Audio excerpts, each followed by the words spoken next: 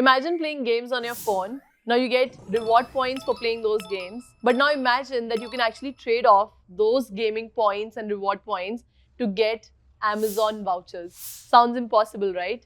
But PlaySuper is making this possible. PlaySuper is a gaming commerce startup founded here in the campus of Masters Union. They already have raised funding of over $200,000 and have further VC interest rolling in. They have commitment of $1.7 million worth of additional funding. Watch this podcast to know more. I'm thrilled to welcome back on the campus of Masters Union, Shouradeep and Upamanyu. Before coming to Masters Union, I think both of you have already exited successfully from a startup and yet felt the need to do an MBA. And then fast forward 16 months, you both are onto something again, and we're super excited to hear all about your new startup called PlaySuper. So if you guys can give a brief, what is the idea? What are you working for? What is the big thing that is exciting both of you this time? PlaySuper is a white label rewards as service platform which is integrated in hyper casual games and enables the studio to give its users the ability to use in-game coins to get access to rewards. Everyone who is playing a Candy Crush or a Temple Run on their phone today gets nothing out of it and eventually drops out. With us integrated, you can play a Candy Crush or a Subway Surfer and use those coins to get a Starbucks voucher or a Neiman's coupon. So now playing becomes worthwhile for you. You stay for it for some more time. Yeah. And now why would someone want to do it? Because brands need you. Studios need you to stay more, to make more money. We facilitate this entire ecosystem. My understanding is that you've already raised $200,000 and have term sheets for $1.7 million further. So congratulations. How does it feel? Like we thought it would make a lot of difference, but mentally the day the money hit, it was business as usual. Rather, the worries increased. The timer starts ticking. Shouradeep, you had not been the front bencher student. You were in fact one of those back bencher kids in the classroom, and you both were together in school. And on the other hand, Upamanyu, you were always those topper, super enthu, teacher's pet kind of student. How do two of you even decide that you wanted to do a startup together? Honestly, we've always been friends. He was the guy parents would tell not to be the friend with. And I was the guy his mom would say, you should be like him. I think we gelled on common interests. Because deep down within that backbencher self of his, who loves debating on topics, who loves to, go deeper into stuff. And behind that topper's mask, there was someone who wanted to go crazy once, wanted to enjoy life, talk, have fun.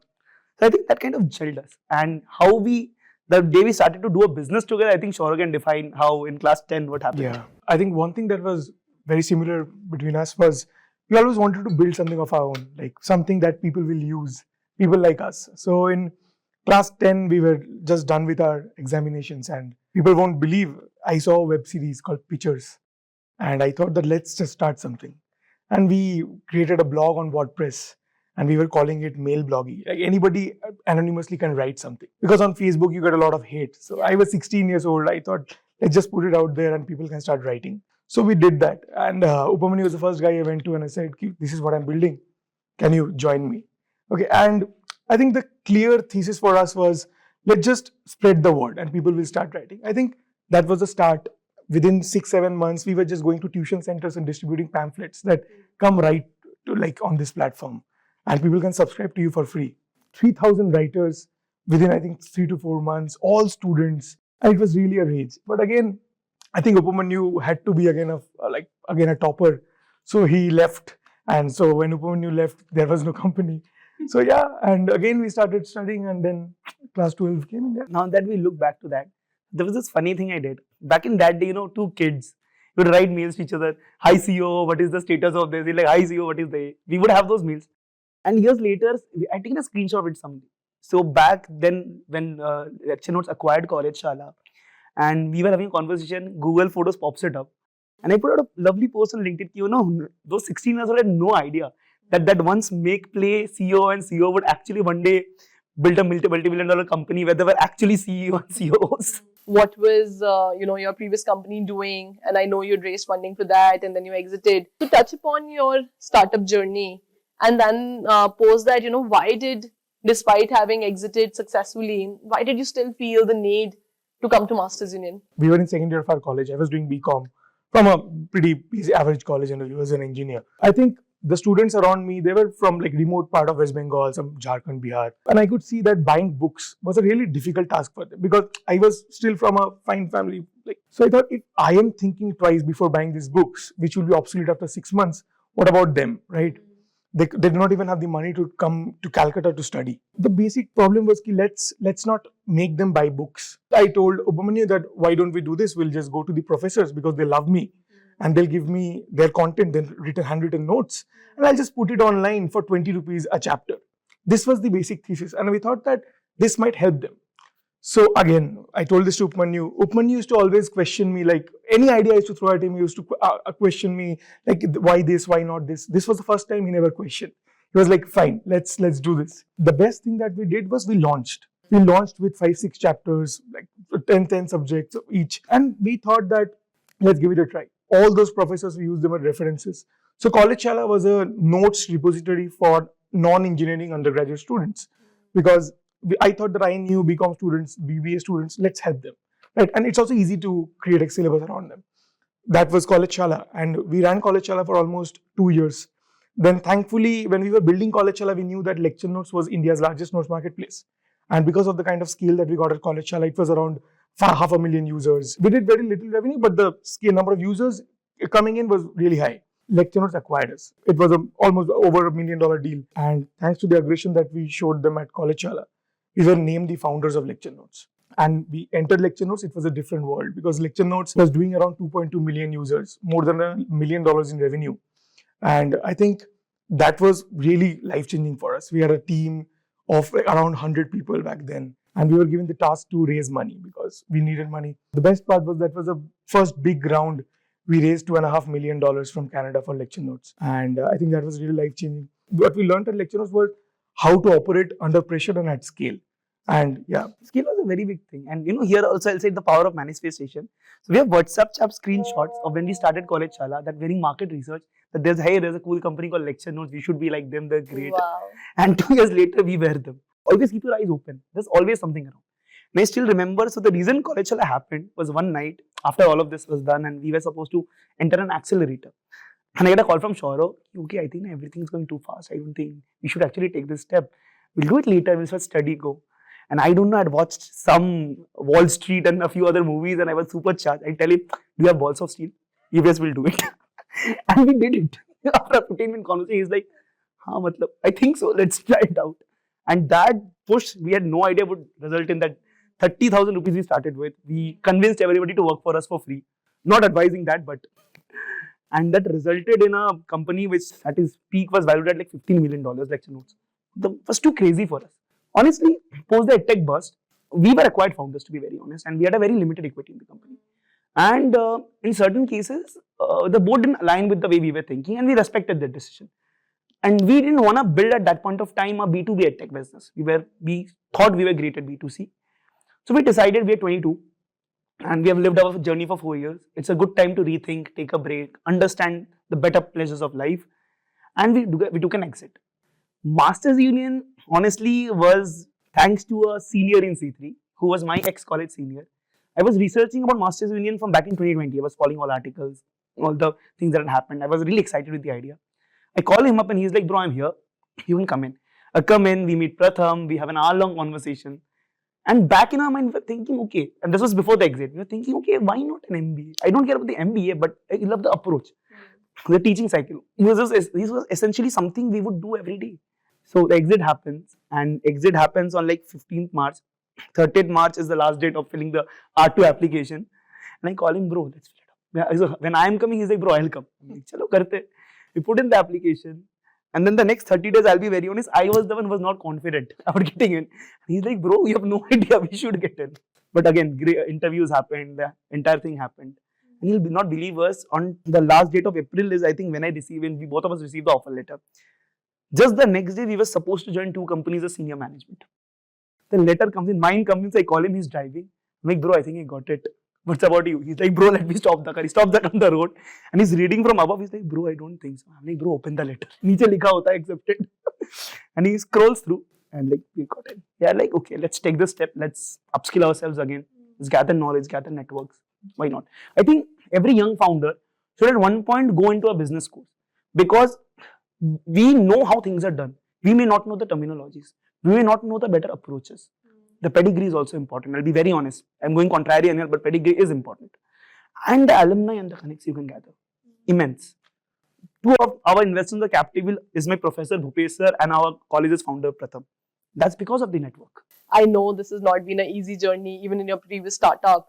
So maybe talk to us about the hardest thing that you've done before coming to Masters Union. The first time we start building CollegeShala, in one day, one of our professors fraudulently take away every existing member on the platform. And we had to rebuild everything from scratch. 20-year-old guys suddenly getting a deal that tomorrow we'll buy your company. Are you okay with it?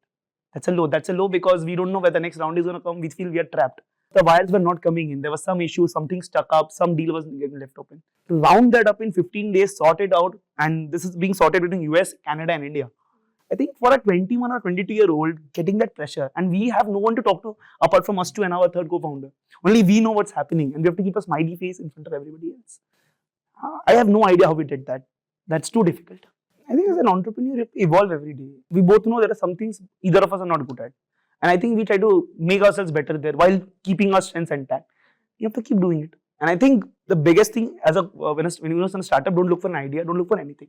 Look for a co-founder. You can't build it alone. It's never possible. Kudos to both of you for, literally breaking those glass ceilings from the past that you've covered. Fast forward, you both got accepted into Masters Union. Shouradeep, you were very close to accepting a VC offer. And I know you were not consciously at that time, both of you were not necessarily thinking of starting up again. So what was your journey here? How did you end up again starting up? And in what ways has Masters Union shaped you as individuals, as future founders? For me, 1.5 years of my BCom went into COVID. And I didn't study the last second half a year because I was building CollegeShala. So I was very inclined towards getting a degree, studying this time properly and knowing finance, knowing economics, knowing everything. And that's why I joined Masters Union. And I was very clear that I was a founder. And this time I want to be in this ecosystem. I want to help new founders. I want to invest, maybe if that is a thing. And I saw that VC is a really nice opportunity for me. If I can get into it, I can stay around founders. So from day one, I was studying about new sectors, studying about new founders. What are they doing? What is it happening in the industry now? Because for the past 3-4 years, I was only into education. And when I entered Masters Union, I saw someone who was in NASA. My senior was already working for one of the biggest gaming companies in India, Hike, and somebody was in cred. So the network was something else for me, right? I learned a lot from day one. And when I entered Masters Union, I saw people are so open about their thoughts. People are sharing ideas with someone else, and they don't care about this. The person in question will think that maybe this idea is not right, not good, whatever. So I think Masters Union helped me understand what I really want to do, because I was not clear if I want to become a VC or I want to go to a founder's office role, but I wanted to remain around startups. No, it's like help startups. But I think at Masters Union, I got a professor who actually told me that this is how you crack a VC role. I was a founder. I actually interacted with VCs like every day, but I never knew like how to become one. I think that person told me the power of research. Like when you research, when you write a thesis, when you know about multiple sectors, you're already very valuable. And I was loving it, right? And I interviewed for a VC in India and I wrote a thesis on gaming for them. And I almost got selected. And then I had a chat with Pratham. He was very adamant on not taking that offer, right? And I was like, Pratham, this is what I think I want to do. But he was like, please don't. They're valuing you at this lakh rupees. And do you think this is what you're valued? The verbatim was, this will be a waste of your ambitions and talent if you go and work at a VC. That day I realized that I will start up. I will give it a try. And I was scared because my last startup, though I exited successfully, but for me it was not that successful because I was still trying to do something bigger. And Pratham told me the lightning doesn't strike the same place twice. So I told him that, fine, I know a white space where I can build. And I think if like it's Masters Union where I thought about this idea, I started executing. It's this environment that helped me start up. I will give it to Masters Union.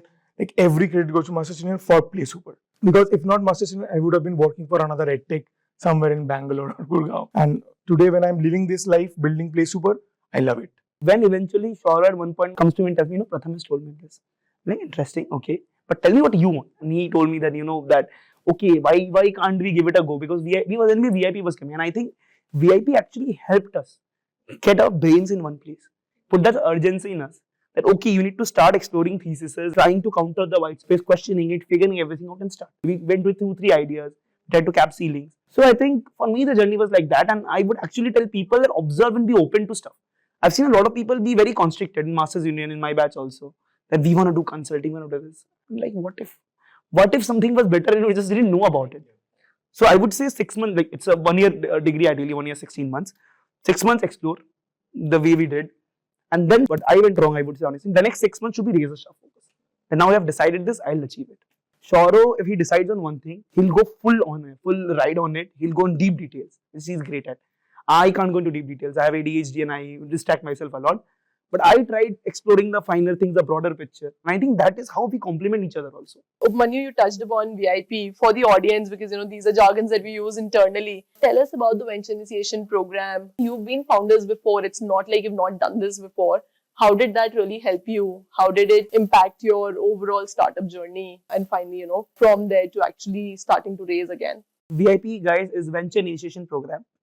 It's essentially a 4-step program wherein you are guided through a set of roadmaps to achieve from point zero, where you're just thinking of starting, to actually having something of your own. Now, I think the best part about VIP was, it was very guided. There's pre-seed, there's MVP, which is the product stage, there's the GTM, where you decide how to enter your market, and then there's demo day, where you directly pitch to VCs. The best part of all of this was, it was very timed. So in pre-seed, everyone had to go through theses, had to identify white space, had to clear their market doubts within a set period, which is very important. Deadlines are very important for a founder. Something we didn't have when we started. Next step, MVP. So the best part I loved of MVP was, in MVP, we understood how to build. We had enough sessions to know how to build cheap, which is very important. And there were guidelines, how to approach, how to figure it out, who to mentor with, who to accept. There's a good mentor, there's a bad mentor, there's an evangelist, who to go through. Next, GTM, I think the best part about GTM was everyone, especially for D2C brands who were here, everyone had to create their own ad, their own press release. Generally, founders avoid this. They don't understand the power of user-generated content or founder-created content. They discovered it via that. And finally, obviously, for the lucky few, there was demo day where, come on, you're actually pitching to at least the top 20 funds in the country. If you're not able to convince them there, then it's a you problem. Then, honestly speaking, you should retry being a founder somewhere. So I love the guided approach, and honestly, I still remember when pre-seed started and we had 0 theses. Shaura had written a thesis on gaming, me and him, for a VC fund. We had done that, and we had an understanding of space, him a lot more because he had delved deep in it. We didn't clearly had a model. We had the deadline of 30 days, and I'll be very honest, in the 30 days, we ventured into 3 spaces. We interviewed 30 founders. We talked to, I think, at least 2-3 MNCs more or less, and we figured out an entire model. And I think that's just because MU was very clear, 30 days where you should have the deck and the model ready. Being very honest, otherwise it wouldn't have happened. I think the way you put timelines, the way you give us resources, Jivraj has been guiding us very actively, the way you align funds at the right moment, not too early, which is again very important. And the external help, obviously the help, the ideation, you, Pratham, and all of you help with. All of this makes VIP a complete package. Because you're building along with everybody else, that everybody's in that zone that let's, figure it out, help each other. And then you have these industry mentors who are mentoring you. Tell us the journey from there to, actually getting the 200K into your bank and then the 1.7 million term sheet. I know we cannot disclose the investor names at this point. Was it easy now to convince investors this time, or how is it? So when we started, we had just beautiful faces and a pitch deck. And we went with that to people. Then, okay, this is what we're planning, it's a tech product. Can you help us? And there were a lot of no's, obviously. I'll be very honest, even now we get no's. We get a huge number of no's. From that to getting invested, to now randomly sitting in a WeWork, me and him are working, and the PlaySuper background image was opened, and seemingly great VC just walks up to us. Okay, are you PlaySuper? I'm like, yeah, I'm a VC. I'm like, cool. Can we have a talk? We were looking to actually for you guys, and I'm like, acha, you're looking for us. So I think that change, we're enjoying. We are not gonna lie about it, but also it makes us very more conscious that who to engage with, who to not to. And as a founder, I think you should have that. At Masters Union, it helped us to build that deck, because for us, अगर हम पे छोड़ा जाता तो हम deck नहीं बनाते. I think we got that deck and we were ready because the product is such that we have to raise external fund to build the product. And so yeah, we thought that let's build this deck and create a prototype around it, because we know that without a prototype, if people cannot visualize how it will look like, we won't get money, and even no interest from the brands or the gaming studios who are approaching. I think we built that prototype. we built that deck and we went out, right? And I think funding has a lot to do with luck, because if in India there is a lot of money out there, but only less than 1% raise money. So also luck is a factor, but people who work hard get more luckier. So that's the only thing. Chances of luck. Yeah. So, I think you can put in the small anecdote that the first deck we created for PlaySuper, and we believing, हमने तो पहले किया, हमको आता है. We go with this deck and we place it in front of Pratham. Pratham seated it. Pratham comes. कुछ नहीं होने वाला इसका. Yeah, he gave it a rating of 3 out of 10. Yeah, and he left the room. And we are like, एक second, ये कैसे हो गया? ये तो नहीं होना. Right. I think that pushed us. So I think finally the deck happened, and it was before the demo day at Masters Union, and we went to Bombay because a VC at Bombay had called us for a meeting, and we were really nagging that please give us this meeting. And we went to Bombay. Morning we went there, and the meeting started. And they were asking difficult questions. Why this? Why not this? And why you don't have a tech co-founder for that matter? And we were giving them all like, this is the reason we don't have a tech co-founder. Narrative answers are also, we were being very honest that this is the reason we don't have a tech co-founder. This is the reason we feel that we don't need one. Right? We have a tech consultant who is helping us. And why we are building this, the vision. And also we are building something that nobody in India is building right now. So we don't have a benchmark to put like, this is the number we'll achieve, so on and so forth. Right? The meeting happened for 6-8 long hours. At the end of the day, and we were kept in a room and the partners were discussing. And suddenly one of the CEO of the fund comes in and says, so just read, this is the term sheet. And we were like, is he just playing with us, that showing us the term sheet, that if we are fine, then we'll give it to you. Yeah, then I think I narrate this part. So we are sitting and the guy comes out. And I narrate because I vividly remember he comes in, I'm sitting, he's like, okay, come. I'm like, okay, what happened? He's explaining to me what a term sheet is. And at one point so we have been till 8 p.m. I was just somewhat irritated, 11 to 8 p.m. I'm like, okay boss, one sec. First tell me if it's in or out. Term sheet मुझे आता है. Actually, I'm like, मैंने 2 बार किया, मेरे को term sheet आता है. And he's like, oh हाँ, by the way you're in. I'm like, sir, give us 2 minutes. We'll come back to the term sheet. And I go, we discuss, we are overjoyed. We call up people, we call up our parents and we inform them. And then you're like, sir, मुझे term sheet आप दे दो, मैं कर लूँगा. So yeah, I think that was the first fund that we raised. We raised 200K, and we got a lot of angels. Like we got angels who were ex-head of Sony Live and all. So they came in after the VC came in. And the first thing that we decided was, now that we have raised money, the only thing that we'll focus on is speed, because we always felt that speed is a moat for us, right? There can be people with a huge amount of money, but if we do it faster, we'll reach there, right? And we started building it, and we started building the product from scratch. We started talking to gaming studios. We got 2 gaming studios onboarded. We got brands onboarded already. So the network at Masters Union, the person who's helping me onboard brands is my senior from C3. And that is what actually helped us show them a minimum viable product, right, to these investors. And we got another term sheet for $1.7 million.